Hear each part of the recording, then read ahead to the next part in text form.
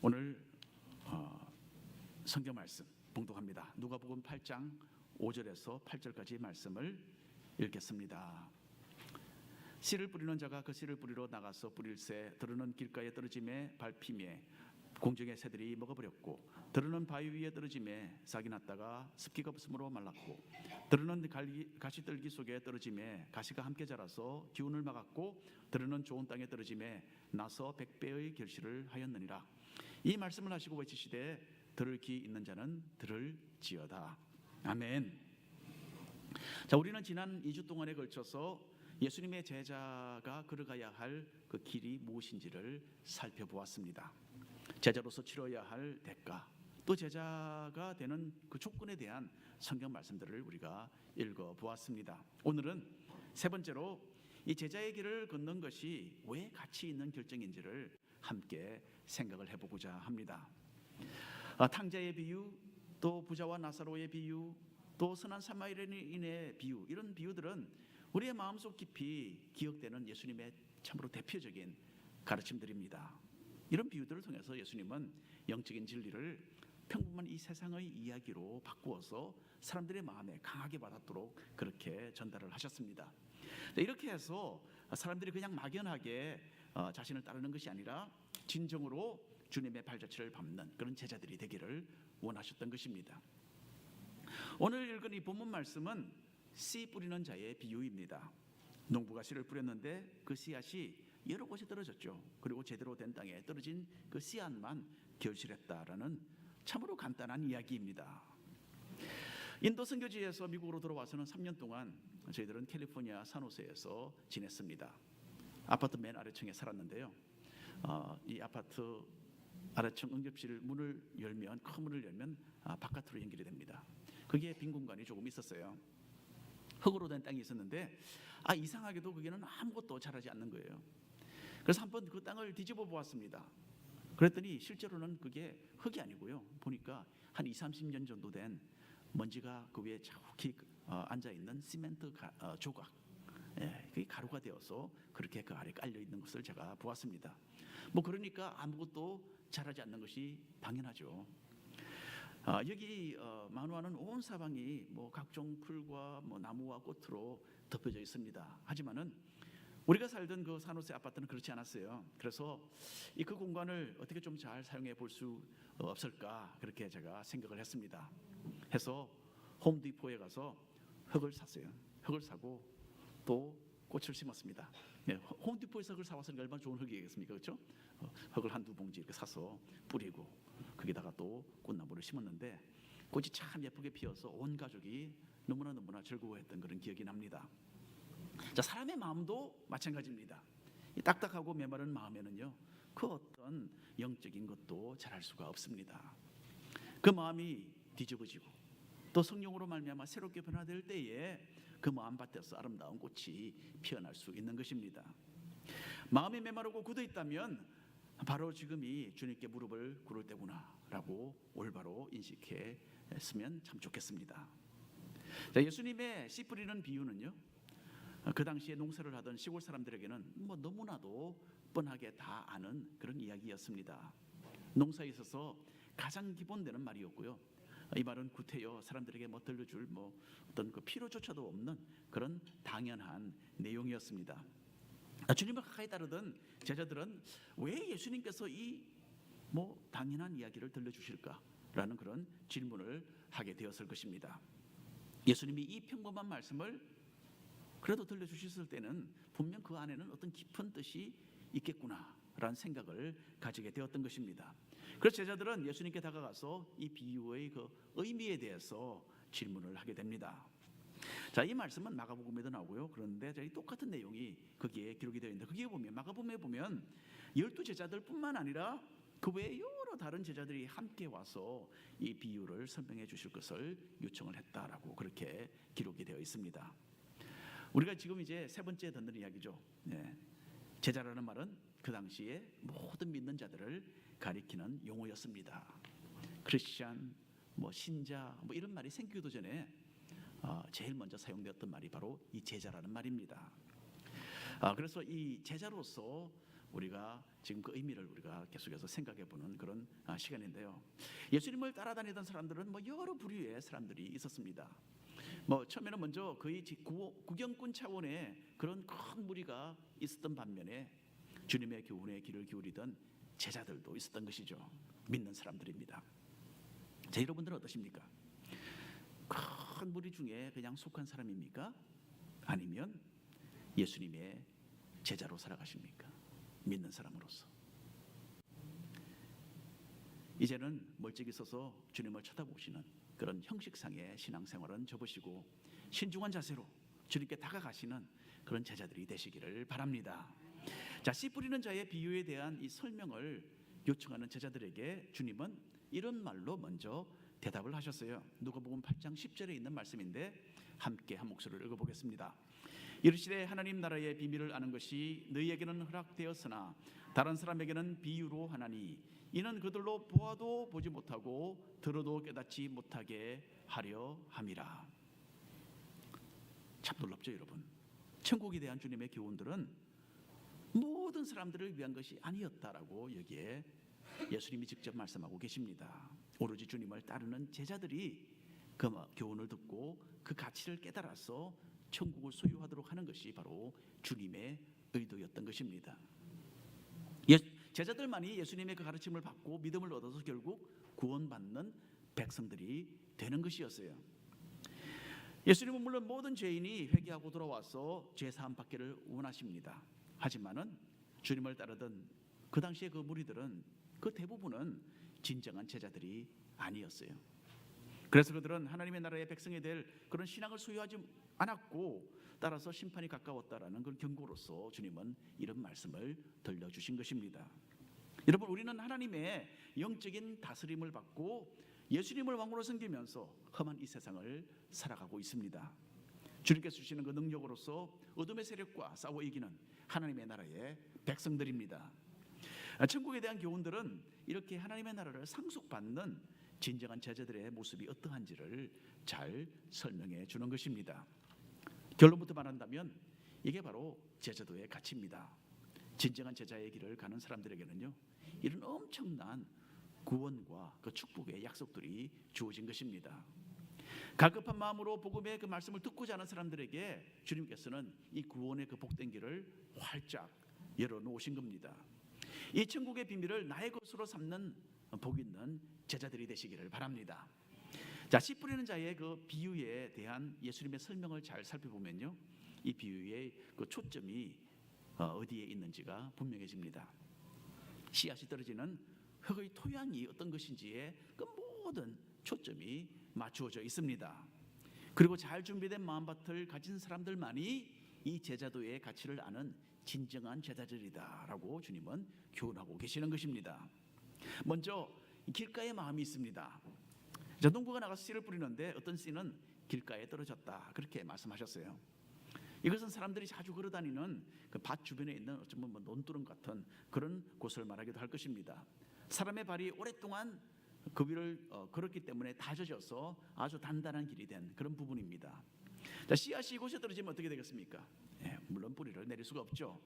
그리고 완전히 노출되어 있기 때문에 새가 보고 쉽게 와서 그만 먹어버리는 겁니다. 누가복음 8장 11절 12절 말씀을 제가 한 절 여러분 한 절 읽어주시기를 바랍니다. 이 비유는 이러하니라. 씨는 하나님의 말씀이요 길가에 있다는 것은 말씀을 들은 자니 이에 마귀가 가서 그들이 믿어 구원을 얻지 못하게 하려고 말씀을 그 마음에서 빼앗는 것이요. 감사합니다. 자, 길가의 마음은요, 이 굳어진 마음을 말합니다. 신앙에 대해서 전혀 관심이 없고 영적으로 성장할 기회를 스스로에게 허용하지도 않는 그런 사람을 의미합니다.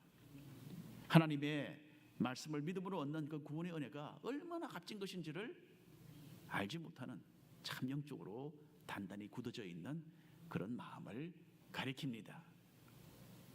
오레곤주에 사는 어느 사람은요, 자신의 아버지가 귀하게 간수하고 있던 그 희귀한 동전 수집 박스가 탐이 나서 훔쳤다고 합니다. 그리고는 그 귀한 동전을 자기가 편하게 사용할 수 있는 지폐로 바꾸기 위해서 자동 환전기에 넣었습니다. 그리고 그 기계로부터 450불을 받아 챙겼다고 합니다.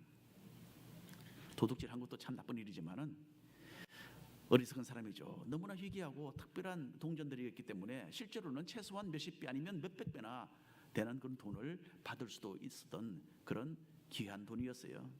근데 이 미련한 사람은 그 가치를 모르고 그 귀한 것을 몽땅 그냥 기계에 넣었던 것이죠. 깃가의 마음은 이런 영적으로 미련한 마음 상태를 가리킵니다. 신령한 것에 대한 아무런 관심도 없고 자기를 살펴보는 그런 지혜가 결핍된 사람들입니다. 스스로의 그 부족함에 대해서 무지하고 따라서 자신이 하나님의 은혜가 절실히 필요한 사람임을 깨닫지도 못하는 참으로 답답한 마음을 가진 사람들입니다. 이런 사람의 마음에는요, 하나님의 말씀이 뿌리를 내리기도 전에 원수마귀가 빼앗아가 버리는 겁니다. 우리가 혹시 이런 마음의 밭을 가진 사람이 있을지 모르겠습니다. 혹시 나의 마음밭이 이런 굳어진 상태가 아닌지 한번 점검해 보시면 참 좋을 것 같습니다. 내가 가진 세상의 지식과 경험이 풍부해서 하나님의 말씀이 그리 대단스럽지 않게 들린다면 이건 분명히 길가와 같은 마음밭입니다. 성경 말씀을 읽거나 설교를 들어도 나와는 별로 상관이 없는 이야기로 들리고 오히려 저기 앉아있는 저 사람이 들어야 되는 내용이구나 그렇게 생각이 되신다면 이런 마음도 길가의 마음과 같은 그런 상태일 것입니다. 그리고 너무나 제약과 타협되어서 그 가운데 사는 것이 익숙하고 영적인 감각이 둔하여진 상태도 바로 여기에 포함되겠죠. 이런 사람들은 바로 지금 회개하라 라고 외치시는 이 주님의 음성을 듣게 되시기를 바랍니다. 굳은 땅을 쟁기로 갈아엎듯이 먼저 우리의 마음이 뒤집어지는 이런 참된 회개가 일어나야만 하나님의 그 신령한 것을 우리는 받아들일 수 있는 것입니다. 이것이 바로 천국을 상속받는 하나님의 백성으로 사는 그 첫 단계임을 꼭 명심하시기 바랍니다. 두 번째로 돌밭에 마음이 있습니다. 예수님은 농부가 뿌린 그 씨앗 중에 어떤 것은 돌밭에 떨어졌다라고 말씀하셨어요. 밭이기는 하지만은 제대로 준비되지 않은 땅이죠. 씨앗이 뿌리를 내릴 만한 흙이 있는 동시에 또한 돌도 함께 섞여 있어서 그 씨앗이 제대로 자라지 못하게 됩니다.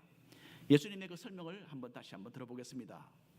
바위 위에 있다는 것은 말씀을 들을 때에 기쁨으로 받으나 뿌리가 없어 잠깐 믿다가 시련을 당할 때에 배반하는 자요. 그렇게 예수님이 설명을 하십니다.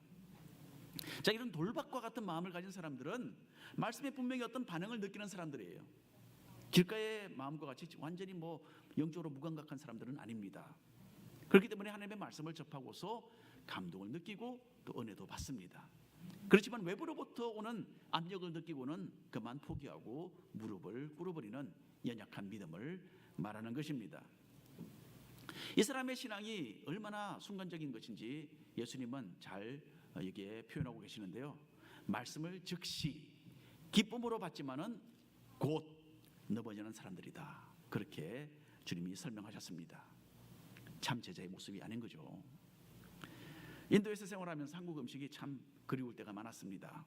우리가 살던 곳에는요, 배추가 없었어요. 그래서 양배추로 김치를 대강 만들어 먹었습니다. 여러분, 양배추로 김치를 만들면 한 몇 % 정도 김치라고 생각하십니까? 한 50% 정도밖에 김치가 아니죠, 그렇죠? 자, 그래서 하루는 그런데 우연히 인도 가게에서 보니까 배추 모양이 그려져 있는 씨앗이든 봉지가 딱 있는 거예요. 이것 봐라, 이 배추씨가 있구나라는 것을 저희들이 발견했습니다. 자, 갑자기 진짜 배추로 만든 김치를 먹을 수 있겠다라는 꿈이 생긴 거죠. 그래서 그 씨앗을 그냥 아주 급하게 심어야 되겠다라는 그런 마음이 들었습니다. 그때 우리는 한 150명의 여자아이들이 사는 어린이 보호소 그 건물 앞마당에 있는 그 작은 창고를 개조해서 꾸민 그런 단칸짜리 집에 살고 있었는데요. 그러니까 집 앞문을 열면 바로 그 앞이 흙입니다. 흙땅입니다. 그래서 한쪽 옆에 대강 흙을 파고 밭을 만들어서 그게 씨앗을 심었어요. 자, 인도 아이들이 호기심이 가득 찬 눈초리로 우리가 하는 일을 지켜보았어요. 어떤 채소가 자랄 것인지 설명을 했습니다. 양배추와 비슷한 것이라도 좀 약간 다르게 생겼어. 그런데 아이들은 생전에 이 배추를 보지 못했죠. 그래서 그냥 상상만 할 뿐입니다. 자, 우리는 조금만 있으면 보여주겠다고 하면서 아주 열심히 물을 주었습니다. 얼마 되지 않아서 몇몇 군데에서 싹이 나는 거예요. 재미있었습니다. 자, 그런데 밭 전체에 씨를 아주 정성스럽게 골고루 뿌렸는데 정작 싹이 나는 곳은 몇 군데 되지 않더군요. 그래도 이게 어디냐라고 열심히 물을 주었는데, 근데 그렇게 희망을 가졌던 그 배추가요, 땅 위에서 콩나물 같이 아주 가늘게 한 1인치, 2인치 자라고는 더 이상 자라지 않는 거예요. 시들시들해집니다. 아무리 기다려도 자라지 않고, 그래서 땅을 파고 제가 꺼내봤어요.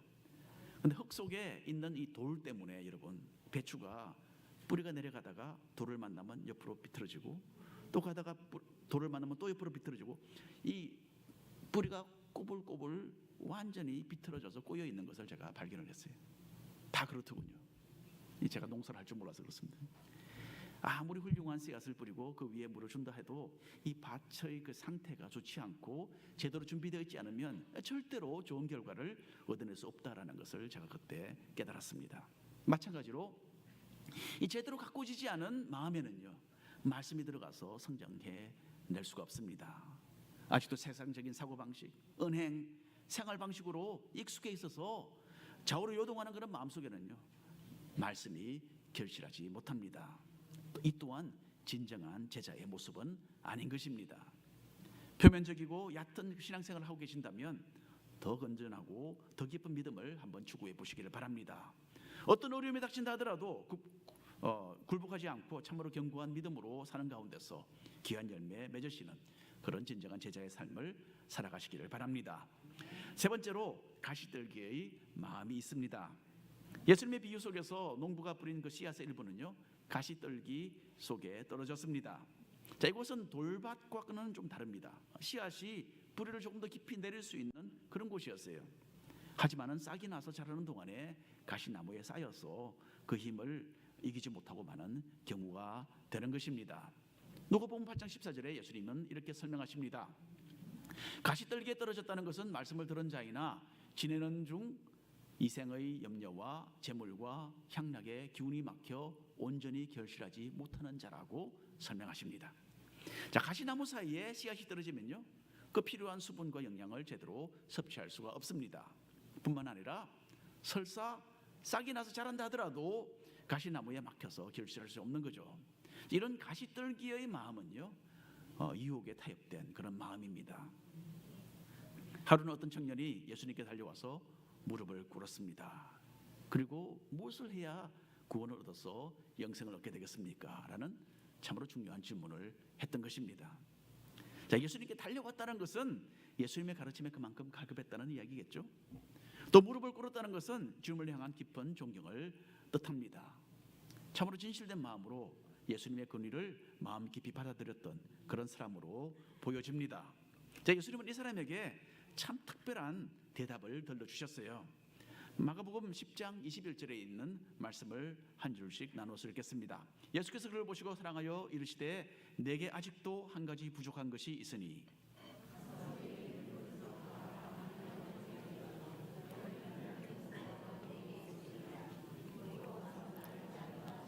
감사합니다. 자, 이 사람은 그 당시에 종교인으로서는 거의 완벽한 삶을 살고 있었던 것 같습니다.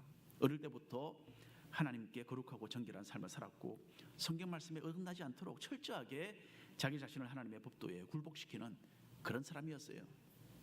개인 생활에서 흠잡을 데가 전혀 없는 그런 참 신앙 깊은 젊은이였습니다. 하나님 보시기에 완전한 생활을 추구하던 이 사람을 예수님께서는 본문을 보니까 사랑스럽게 보셨어요. 주님은 사랑으로 가득 찬 목소리로서 이 젊은 청년을 깨우치십니다. 지금까지 율법 준수는 잘해왔지만은 한 가지 부분에서 부족하다라고 지적하셨어요.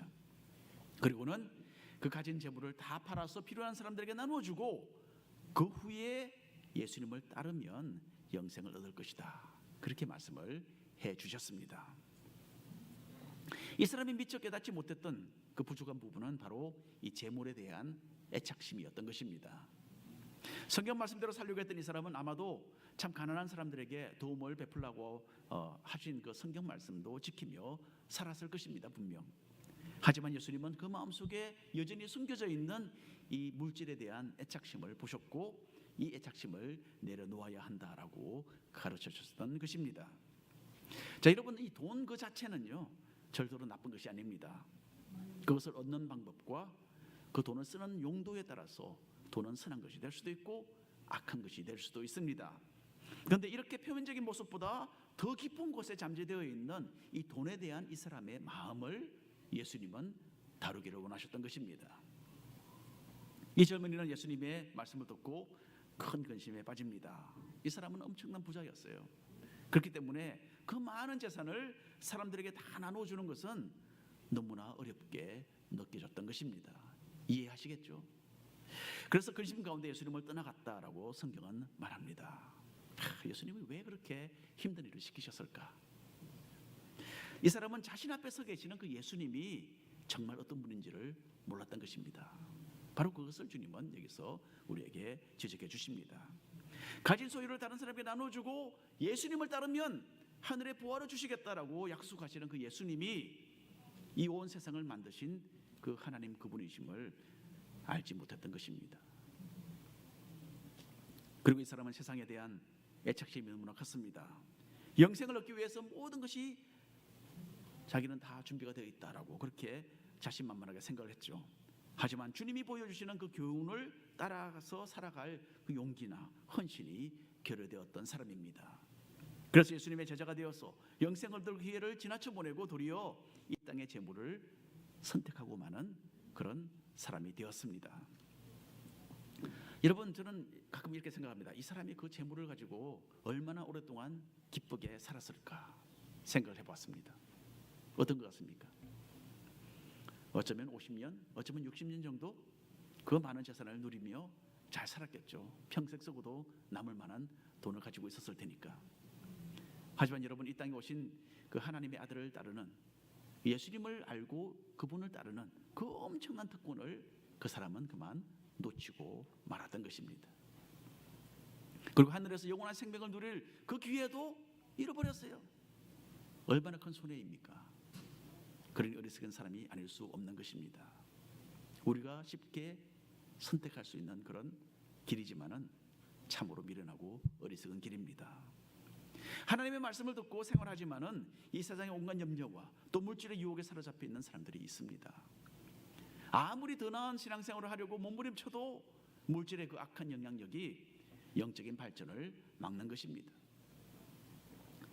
여러분, 물질이 부족해서 느끼는 염려와 또 물질을 더 많이 소유하고 싶은 욕망, 서로 아주 긴밀하게 연결이 되어 있습니다. 물질이 없는 사람은 생활을 염려해서 더 가지고 싶은 욕망을 품게 되는 거죠. 또 있는 사람은 가진 것이 충분하지 않다라는 그런 어떤 염려 때문에 물질에 대한 더 큰 욕망을 가지게 되는 것입니다. 주님은 우리를 창조하신 분으로서 우리에게 무엇이 있어야 하는지를 우리 자신보다 더 잘 알고 계세요. 그리고 자신을 향해서 믿음의 발걸음을 내딛는 사람들에게 필요한 모든 것을 공급해 주실 것이라고 약속하셨습니다. 이 생활상의 문제 때문에 하나님을 잘 섬기지 못한다라고 생각이 되신다면 주님의 이 말씀에 도전을 받고 올바른 신앙의 결단들을 내리시기를 바랍니다. 하나님이 먹이시고 또 하나님이 입히시겠다고 분명히 약속하셨어요. 믿음의 결정을 내리시고 행동으로 옮기셔서 주님이 예배하신 그 복을 놓치지 마시기를 부탁드립니다. 자, 만일에 주님께서 여러분에게 네가 가진 모든 것을 지금 이스라엘에 포기하고 그리고 나를 따르라라고 주님이 말씀하신다면 어떻게 하시겠습니까? 여러분이 가질 꿈도 재능도 계획도 시간도 물질도 다 내려놓으라고 하신다면 그대로 하시겠습니까? 이건 정말 어렵습니다라고 한다면 제자도의 그 가치에 대해서 아직은 모르는 것입니다.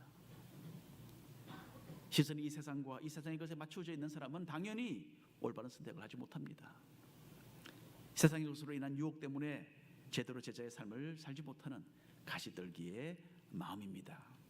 자, 내가 가진 것에 대해서 새롭게 마음 자세를 갖추어야 합니다. 여러분, 우리는 어차피 그거 그렇게 오래 누리지 못합니다. 앞으로 남은 세월이 얼마나 될 것 같습니까? 그냥 그것만 누리는 겁니다. 이 땅에서 우리의 시간은 참으로 심각하게 제한되어 있습니다. 하나님의 뜻이라면 나에게 주신 것을 가지고 주님의 영광을 위해서 누리기도 하고 또 너그럽게 사용할 수도 있죠. 하지만 또한 주님의 뜻이라면 내가 가진 그 무엇이라도 언제든지 기꺼이 내려놓을 그런 준비를 하고 살아야 합니다. 예수님을 믿고 따르는 제자로서 하늘에서 받을 그 상급의 가치를 진정으로 아는 사람이라면 그 무엇이라도 기꺼이 내려놓을 수 있습니다. 와이키키에 있는 호텔 빌딩들을 다 준다 해도 절대로 바꿀 수 없는 만큼 제자도의 가치는 높습니다. 이렇게 하나님께 자신을 굴복시키는 것이 진정한 제자의 모습인 것을 기억하시기를 바랍니다. 마지막으로 옥토의 마음이 있습니다. 주님께서는 어떤 씨앗은 좋은 땅에 떨어져서 크게 결실했다, 그렇게 말씀을 하셨습니다. 하나님의 말씀을 접하고 그 말씀을 깨닫는 사람이죠. 여기서 깨닫는다는 말은 이 머리로만 이해한다라는 의미가 아닙니다. 그 이해된 말씀이 생활 속에 파고들어서 삶을 바꾸어 놓는 그런 하나님의 그 목적에 협력하는 그런 마음 자세를 이야기합니다. 자, 이런 옥토의 마음밭을 가진 사람은 예수님의 제자로서 값진 삶을 사는 그 천국의 백성이 되는 것입니다. 누가복음 8장 15절에 예수님은 이렇게 또 설명하십니다. 좋은 땅에 있다는 것은 착하고 좋은 말씀으로 말씀을 듣고 착하고 좋은 마음으로 말씀을 듣고 지켜 인내로 결실하는 자니라. 자, 씨앗이 땅에 떨어져서 결실하게 될 때는요, 그 씨앗 하나만을 우리가 돌려받는 것은 아니죠. 그보다도 수십 배, 수백 배를 우리가 거두어 드리게 되는 겁니다. 이 수박씨를 한번 생각해 보십시오. 우리 새끼 손톱만큼 정도밖에 사이즈가 안 됩니다. 수박씨. 그 수박씨가 심겨져서 제대로 자라기만 하면 어떻게 됩니까? 그 씨앗보다도 20만 배나 더 무게가 나가는 수박이 열립니다. 그리고 수박을 열어보면 어떻게 됩니까? 그 속에는 또다시 이런 엄청난 수박을 만들어낼 수 있는 씨가 300개나 더 조용히 기다리고 있습니다. 여러분, 제자도는 이만큼의 가치가 있는 것입니다. 이런 옥토의 마음을 가진 제자의 모습을 설명하기 위해서 예수님은 또 이런 예화를 또 들려주신 적이 있습니다. 마태복음 13장에 있는 말씀인데요, 읽어드립니다. 또 천국은 마치 좋은 진주를 구하는 장사와 같으니 극히 값진 진주 하나를 발견하며 가서 자기의 소유를 다 팔아 그 진주를 사느니라. 예수님 당시 2000년 전에는요, 진주를 얻기는 매우 어려웠습니다. 그때는 요즘 물속에 들어갈 때 사용하는 산소통이라든지 물안경고 같은 그런 장비가 전혀 없었던 때였죠. 그래서 특별한 기술을 전수받은 사람들만이 아주 깊은 물으로 다이빙해서 들어가서 성공적으로 진주 조개를 캐낼 수가 있었습니다. 그래서 지금과는 달리 지금은 어디 가서 진주 있잖아요. 지금과는 달리 그 옛날에는요, 진주가 가장 희귀한 그런 보석으로 손꼽혔던 그런 시대였습니다. 그 진주를 무엇이든지 하여간 진주라는 것을 구입한다는 그 자체가 아주 대단히 어려운 그런 시절이었습니다. 그런데 예수님의 이야기 속에는 이 진주 장사한 사람이 등장하는 거예요. 이 사람은 여러 가지 진주를 사고 팔아보았던 사람입니다. 그런데 이번에 본 이 진주는 정말 최상급이에요. 자기가 평생에 다시는 보지 못할 그런 최고급의 진주라는 것을 금방 알아차렸습니다. 그 진주가 얼마나 귀한 것인지를 잘 아는 이 사람은 자신이 가진 모든 것을 몽땅 다 팔아서 그 돈으로 이 값진 진주 하나를 구입했다라는 이 예수님의 비유의 말씀입니다. 어떤 물건이 정말 그렇게 귀중한 것을 알게 된다면, 그리고 그 가치가 얼마나 엄청나게 크다는 것을 이해한다면 그것 소유하기 위해서 어떤 값이라도 치를 수 있지 않겠느냐라는 바로 예수님의 교훈입니다. 예수님은 무엇을 여기서 교훈하기를 원하셨을까요? 그리고 여기서 값진 진주는 무엇을 가리킬까요? 이 세상이 목격한 보물 중에 가장 귀한 보물이신 예수님 자신을 가리키지 않겠습니까? 예수님보다 더 귀한 사람도 없고 주님보다 더 귀한 다른 그 무엇도 존재하지 않습니다. 하늘의 영광을 버리시고 사람이 되어서 이 땅에 오신 예수님은 우리의 구원자가 되시기 때문에 우리에게 예수님보다 더 귀한 분은 있을 수가 없는 겁니다. 예수님은 왜 이런 이야기를 들려주셨을까요? 나의 마음의 토양은 어떤 상태인가 한번 살펴보라는 말씀 아니겠습니까? 제자도는 옥토와 같아서 뿌린 씨앗이 죽지 않고 살아있는 것을 말합니다. 진정한 제자는 주님의 말씀을 간직하고 영적으로 살아있을 뿐만 아니라 또한 결실하는 사람인 것을 여기서 설명하고 계십니다. 열매 있는 풍성한 삶을 살아서 하나님이 기뻐하시는 천국의 백성이 되는 것이 이 제자도의 진정한 가치인 것입니다. 이번 주부터 또다시 제자훈련, 사역훈련이 새롭게 시작됩니다. 열심으로 신앙생활 한번 해보았으면 좋겠습니다. 타성에 젖은 교회 생활 이제는 벗어버리시고 주님의 말씀 가운데 든든한 믿음을 세워나가는 진정한 제자들로 거듭나도록 되시기를 바랍니다. 예수님이 주시는 이 구원의 참된 가치를 아는 사람은요, 이 세상에 부럽지 않은 크나큰 기쁨으로 가득 차게 됩니다. 그리고 예수님을 소유하기 위해서라면 모든 것을 내려놓을 수도 있습니다. 세상이 제시하는 그 어떤 것보다도 예수님 한 분이 훨씬 더 가치가 있기 때문입니다. 나의 모든 것을 내려놓아도 아깝지 않은 이거 예수님 한 분만을 얻는다면 나에게 절대로 손해가 되지 않는다는 이 사실을 깨닫는 참된 제자로 살아가시기를 축원합니다. 기도하겠습니다. 주 하나님